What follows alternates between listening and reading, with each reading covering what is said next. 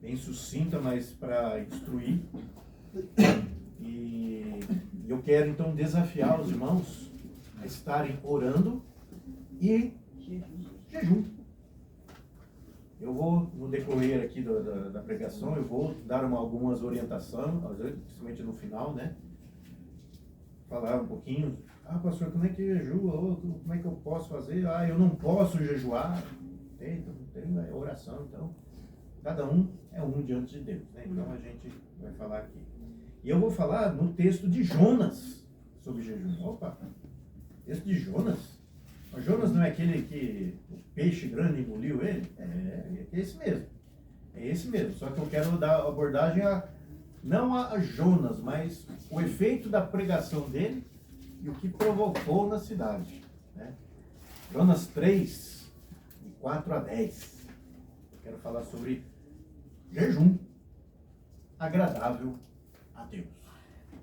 O jejum que é agradável a Deus. Jonas 3, versículos 4 até o 10.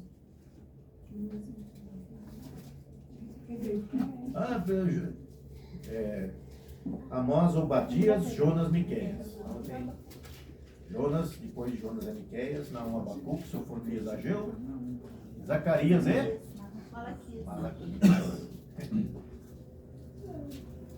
Veio a palavra do Senhor na segunda vez porque já tinha vindo uma palavra a primeira vez e Jonas fugiu e teve todo aquele episódio que Deus fez de tudo para trazê-lo de volta, inclusive mandou um peixe pegar ele e trazer de volta. Então a segunda vez a Jonas dizendo: dispõe-te, vai à grande cidade de Nínive. Nínive era a capital da Síria ali, naquela época, grande cidade e poderosa. E proclama contra ela a mensagem que eu te digo. Levantou-se, pois, Jonas e foi a Nínive, segundo a palavra do Senhor. Ora, Nínive era uma cidade muito importante diante de Deus e de 3 dias para percorrê-las. Então era grande, né? Começou Jonas a percorrer a cidade a caminho de um dia e pregava, e dizia: ainda 40 dias e Nínive será subvertida. Os ninivitas crerão em Deus e proclamaram um jejum. Vestiram-se de pano de saco, desde o maior até o menor, e chegou essa notícia até o rei, e levantou-se do seu trono, tirou de si as vestes reais, cobriu-se de pano de saco, assentou-se sobre a cinza e fez proclamar e divulgar em Nínive, por mandato do rei, os seus grandes, nem homens, nem animais, nem bois, nem ovelhas, nem provem coisa alguma, nem os levem a pasto, nem bebam água. Ou seja, jejum absoluto, né? Mas sejam cobertos de pano, saco, tanto homens como os animais, e clamarão fortemente a Deus. E se converterão, cada um do seu mau caminho e da violência que há nas suas mãos. Quem sabe se voltará a Deus e se arrependerá e se apartará do furor da sua ira, de sorte que não pereçamos? Viu Deus o que fizeram. O que está escrito aqui? Viu Deus o que fizeram. Como se converteram do seu mau caminho, e Deus se arrependeu do mal que tinha dito que eles faria e não o fez. Veja que texto interessante. Uma cidade ímpia que creu na palavra do profeta, no juízo que Deus tinha falado que ia fazer. Logicamente, a palavra às vezes fala: Deus se arrependeu. Não, Deus não se arrepende. A palavra, na tradução nossa, fica um pouquinho esquisita, né?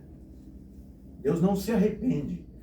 Deus, conforme a sua palavra, não só aqui, né, com os ninivitas, mas lá, Abraão, quando Abraão estava com Sodoma e Gomorra, Abraão intercedeu por Sodoma e Gomorra, lembra? Deus, se tiver aí 50 justos, você vai destruir? Não. Se tiver 45, 40, né? Foi até 10. Mas no caso só tinha Ló, então tinha menos de 10. E veja, Deus falou que ia destruir Sodoma e Gomorra, mas na intercessão de Abraão falou: não, se eu encontrar 10 justos, eu não destruo. Eu desisto de destruí-la por causa dos 10 justos. E isso é uma constante na palavra de Deus, né? É uma constante na palavra de Deus. Deus sempre manda o recado, e se a pessoa se converte, aí Deus fala, então tá bom, vocês se converteram. Por exemplo, 2 Crônicas 7,14. Se o meu povo, que se chama pelo meu nome, se humilhar, orar, buscar, se converter dos seus maus caminhos, então eu ouvirei dos céus, perdoarei os seus pecados e sararei. Então você vê que Deus, em toda a palavra, esse é um texto, tem lá de Ezequiel também, Deus sempre manda a palavra justamente para o povo acordar, e se ele se converte, ele deixa de fazer o juízo. E aqui eles foram se humilhar diante de Deus com jejum. O que é um jejum? Jejum é você não comer. Aqui no caso, eles fizeram até um jejum absoluto, inclusive de água. Mas o jejum de água, a própria Bíblia e a ciência hoje confirma, você não pode ficar mais que 3 dias sem água. Senão você começa a ter um colapso do corpo. Sem comida você pode ficar mais, sem água não. Mas normalmente o jejum é não comer. Nosso maior exemplo foi Jesus. Ele fez um jejum de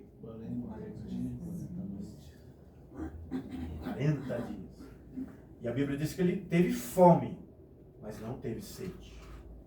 Então ele bebia água, né, porque senão o corpo físico não aguenta ficar muito tempo sem água. Mas ele deixou de comer 40, fez um jejum 40 dias. E a gente vê muitos jejuns proclamados na Bíblia. Então jejum é simplesmente você não se abster de alimento. Nós, por exemplo, pastor, eu gostaria de começar a fazer um jejum, mas eu não sei se você não sabe como você comece se abstendo de uma refeição. Quantas refeições você faz por dia? Eu faço 3, outro, eu faço 4, eu faço 2. Começa se abstendo de uma e vê. E o jejum tem que ser em direção a Deus, com um propósito.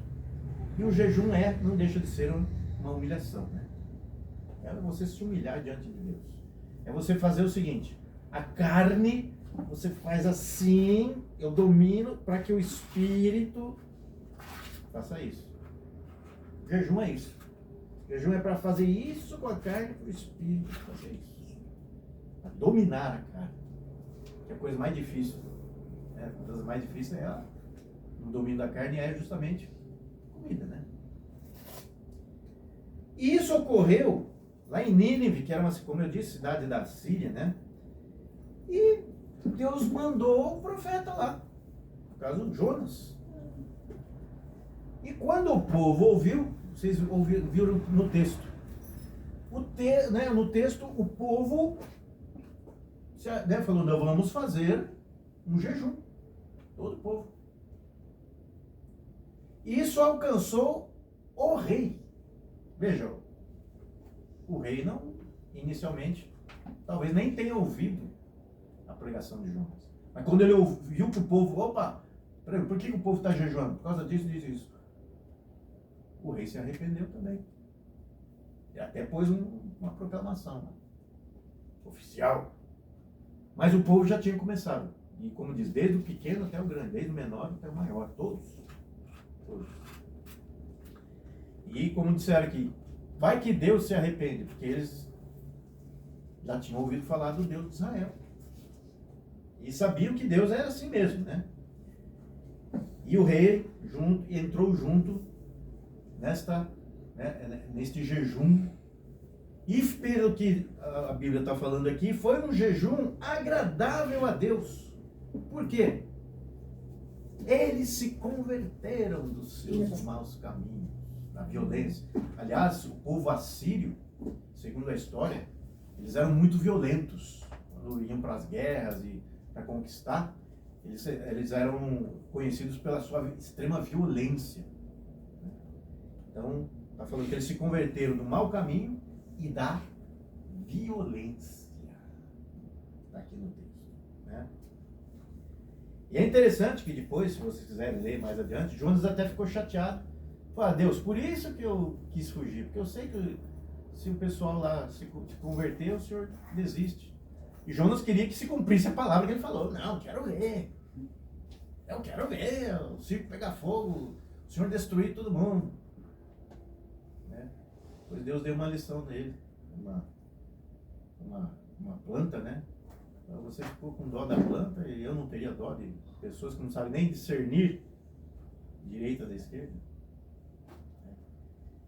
Mas então nós vemos que Deus, ele viu, como diz o texto. Ou seja, ele viu que eles se arrependeram, se converteram e falou, não vou mais destruir Nínive. Ou seja, foi um jejum que foi feito de coração, que fez com que as pessoas se convertessem dos seus maus caminhos e fizeram com a intenção de se humilhar diante de Deus. Nós estamos lhe pedindo, por favor.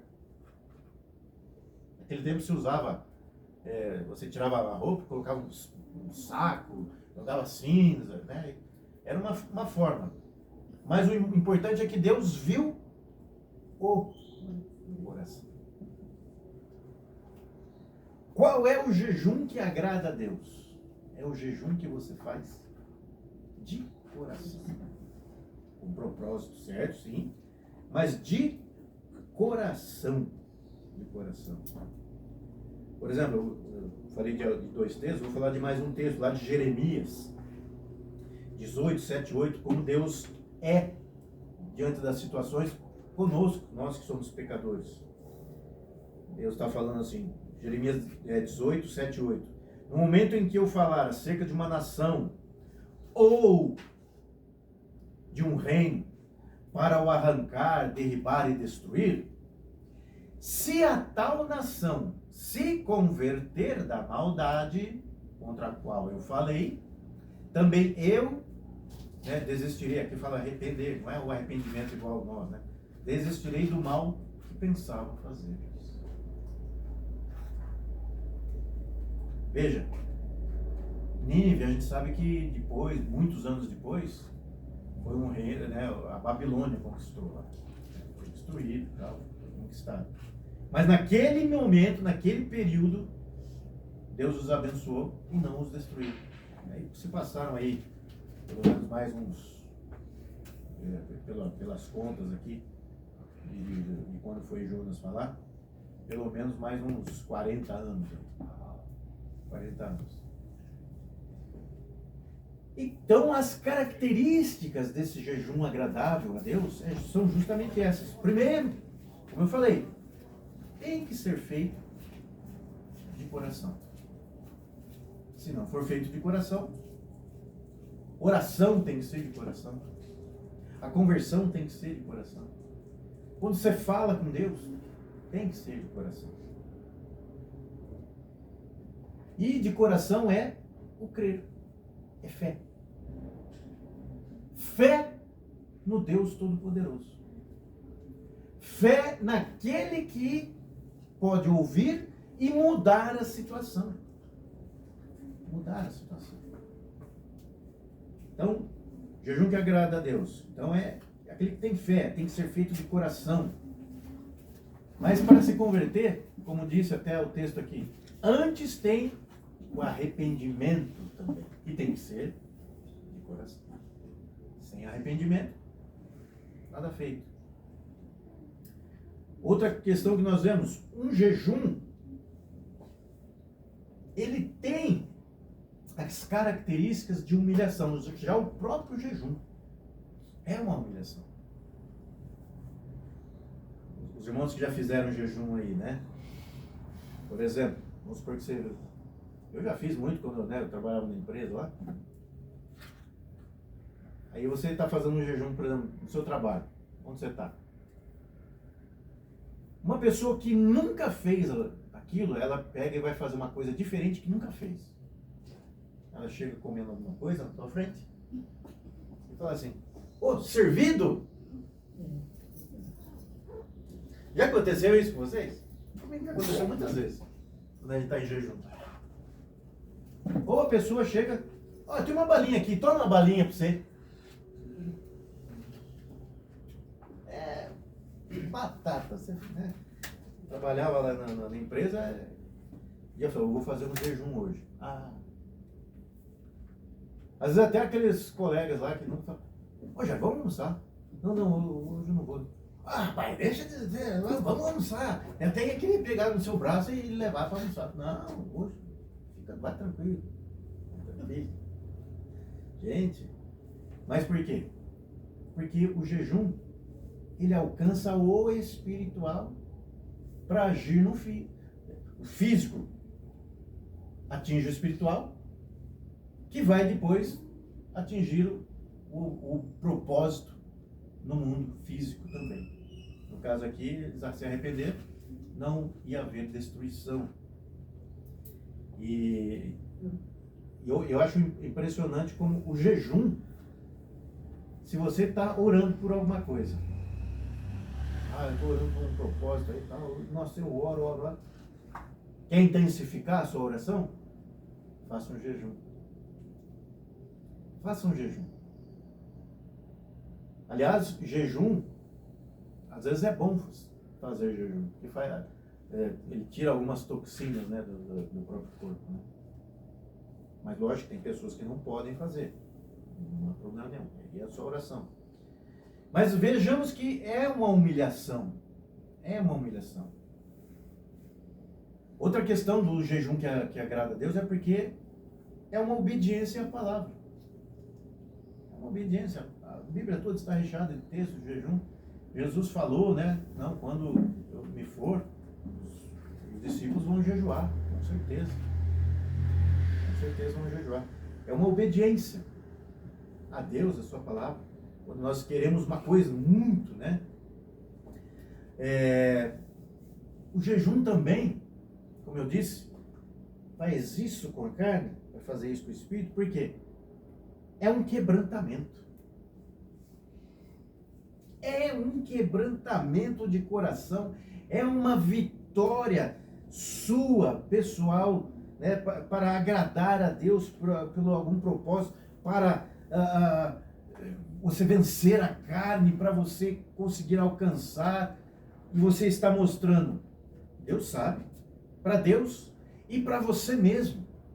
É um quebrantamento, jejum. Jejum é um quebrantamento. E lógico, sendo assim, toda vez que você consegue fazer um jejum, quando você entrega ao Senhor, e aí para você comer, é uma vitória. É uma vitória pessoal, de fortalecimento. Você sai fortalecido espiritualmente depois do jejum. É impressionante, mas isso é uma verdade, né? E quando você está nesse propósito de jejuar e buscar mais a Deus por causa de uma crise, por causa de um propósito, por causa de um pedido, enfim, Deus vai te dar direção. Quando você menos espera, Deus te dá uma direção. Às vezes até de lugar que você nem imaginava que você ia ter direção, Deus te dá. E quando Deus te dá a direção, você fala, opa, peraí. Deus, você tem que reconhecer. Foi Ele. E isso também, nesta luta, né, da carne, né, o espírito, o jejum, essa luta toda, você cresce um pouquinho espiritualmente. Cresce. É uma consagração que faz você crescer diante de Deus, espiritualmente falando. Então, meus irmãos, o jejum, ele deve ser algo que acompanha sempre. Oração é todo dia, se possível, como diz a palavra, sem cessar, né?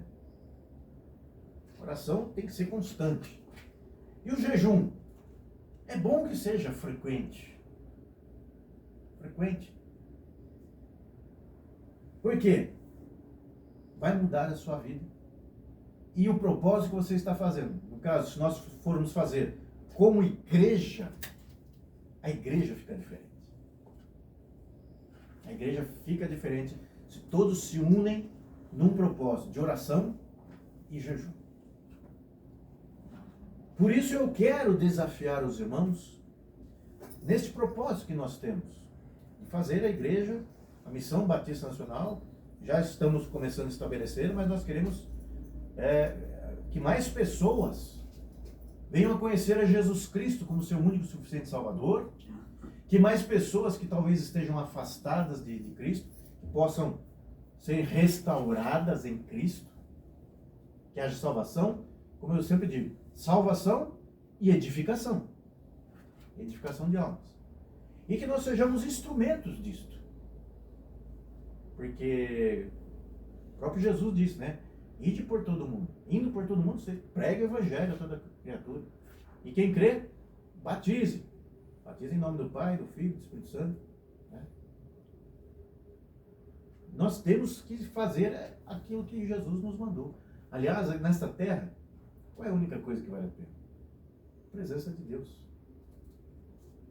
E quando nós temos a presença de Deus, a gente quer fazer a vontade dele.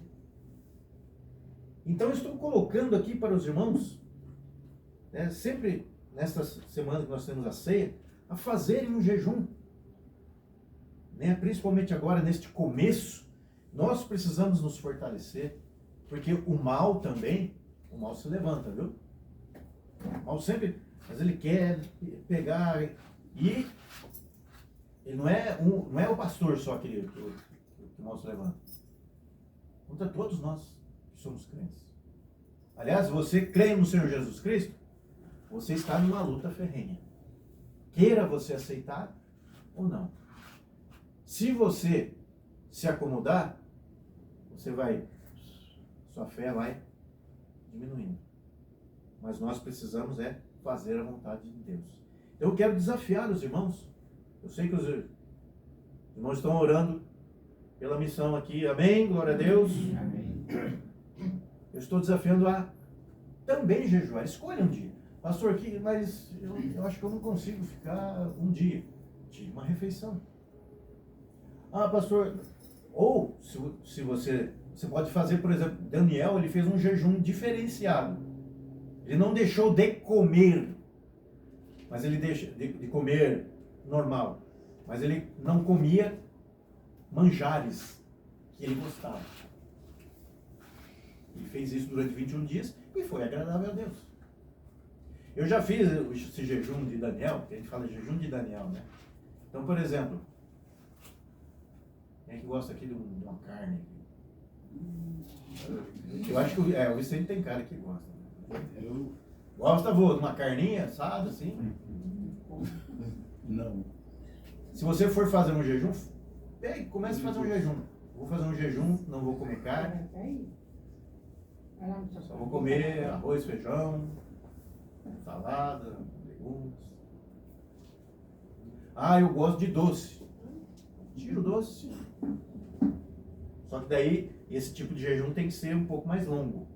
Tem que ser vários dias. Né? Ah, eu gosto de café. Tem gente que não pode ficar sem café. Eu, tanto faz, para mim, café. Então, café, para mim, tanto faz. Então, não é uma coisa que vai me fazer falta. Então, café, para mim, não vale. Mas tem gente que, se tirar café, é um horror. Ou seja, eu lembro quando eu fiz mais de uma vez esse jejum, né, de abster-se de coisas assim. Então, eu tirei carne, tirei doce, refrigerante, que mais?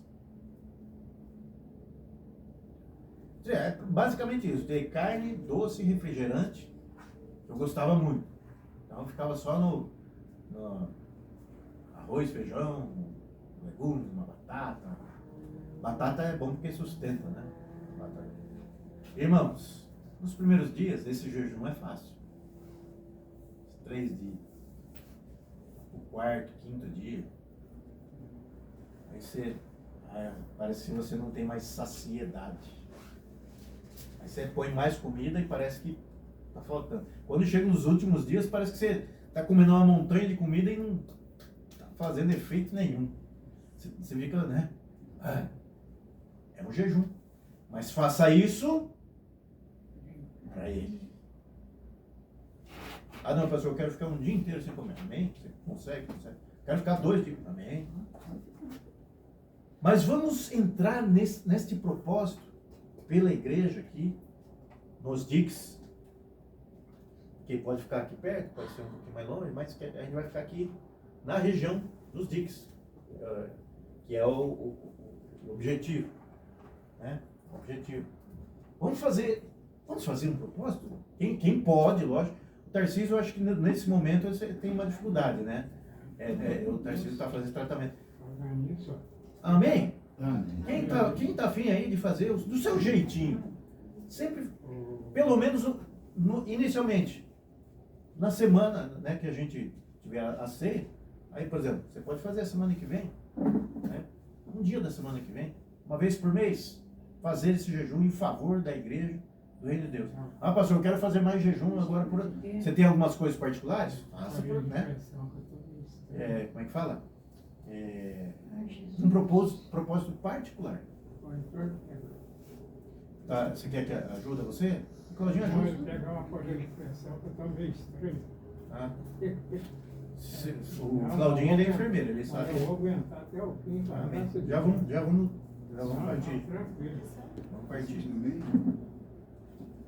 Claudinho sabe cuidar, viu? Mesmo? Acho que sensação estranha. Seu diabético também? Hã? Diabético? Não, minha diabetes está controlada, graças a Deus. Mas você pode ficar ali, que ali você escuta também, viu? Como eu falei ali. Então, meus irmãos, vamos entrar nesse propósito de jejum, né? O Tarcísio não precisa, porque ele está nesse tratamento. Em nome de Jesus vai acabar com esse tratamento e Deus vai curar em nome de Jesus. E com esse propósito da igreja. Amém? Amém. Entenderam então a questão do jejum que agrada a Deus? Pode ser que tem isso. Entenderam? Entendi. Glória a Deus. E nesse momento então nós vamos partir também para o nosso momento. Distribuir. Nós vamos ter o nosso momento agora de ceia do Senhor. Eu creio que Deus vai ouvir as nossas orações. Está ouvindo as nossas orações. E nós vamos intensificar.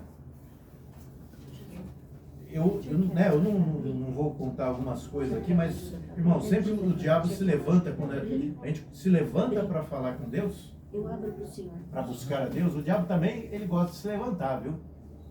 Mas não desista. Persista. Persista, porque Deus, a busca a Deus vale a pena, individual e coletivamente. Individualmente e coletivamente. Vale muito a pena buscar a Deus. Eu digo para os irmãos, Cosmópolis está, né, nós estamos nessa batalha de jejum pela igreja.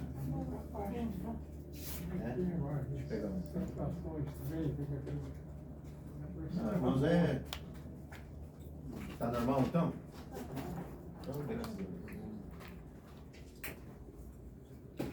Então, meus irmãos, vamos entrar nesse propósito.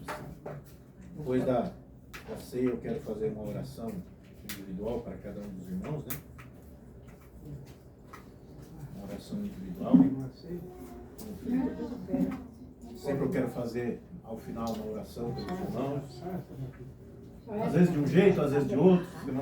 Semana passada, Deus me inspirou até a falar em línguas aqui, interpretar.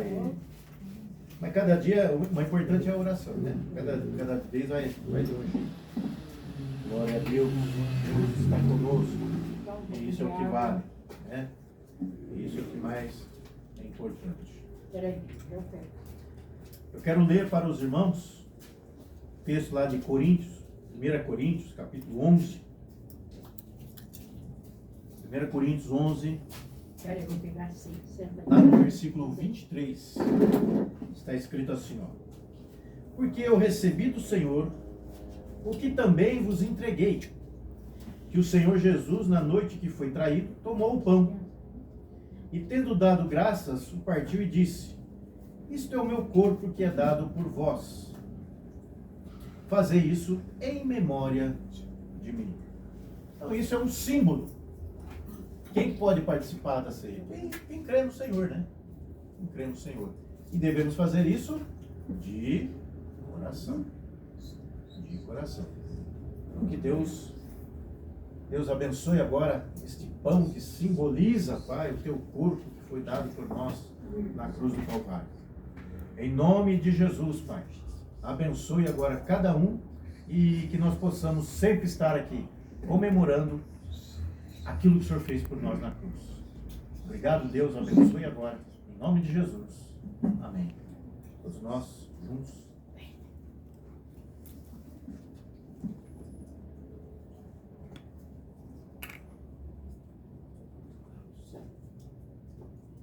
Aleluia. Glória a Deus.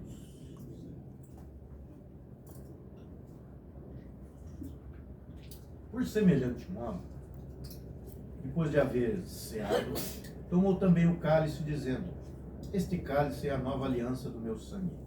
Fazei isso todas as vezes que beberdes em memória de mim. Porque todas as vezes que comerdes este pão e beberdes o cálice, anunciais a morte do Senhor até que venha. Este suco de uva vermelho representa o sangue de Jesus derramado pelos nossos pecados. O sangue puro derramado pelos nossos pecados. Então vamos consagrar o Senhor Deus Todo-Poderoso. E este suco de uva, que agora representa, é símbolo daquilo que o Senhor fez por nós, derramando o seu sangue. Nós queremos sempre lembrar de Ti, Senhor. Glorificar o Teu santo nome por aquilo que o Senhor fez por nós. Continue abençoando a vida de cada um dos Teus filhos. Em nome do Senhor Jesus. Amém. Passamos todos juntos. Glória a Deus. Obrigado, meu Pai, que o Senhor tem nos permitido estarmos aqui. Abençoe agora, Senhor, cada um dos Teus filhos. Abençoe o dia a dia, abençoe a vida de cada um, todos os familiares, todos aqueles que estão, de alguma forma, ligados aos Teus servos aqui. E nós queremos Te agradecer porque o Senhor derramou o Teu sangue. O Senhor rasgou o Seu corpo. Para que, isso por amor, para que nós pudéssemos estar aqui hoje, libertos da condenação eterna. Obrigado, meu Pai, Te louvamos, Te agradecemos. Em nome de Jesus. Amém. Amém. Amém. Mas pelo menos dá uma... Em nome de Jesus. Amém. É, na hora de levantar, né? Na hora de levantar, essa... Ah, sim, é tipo uma história querendo. É. Nossa mãe tem mãe, né, cara? Ainda bem que eu consigo tirar você. Ainda bem que a pressão não caiu. Em nome de Jesus, né? Cai a pressão, caiu. Uns 3 vezes.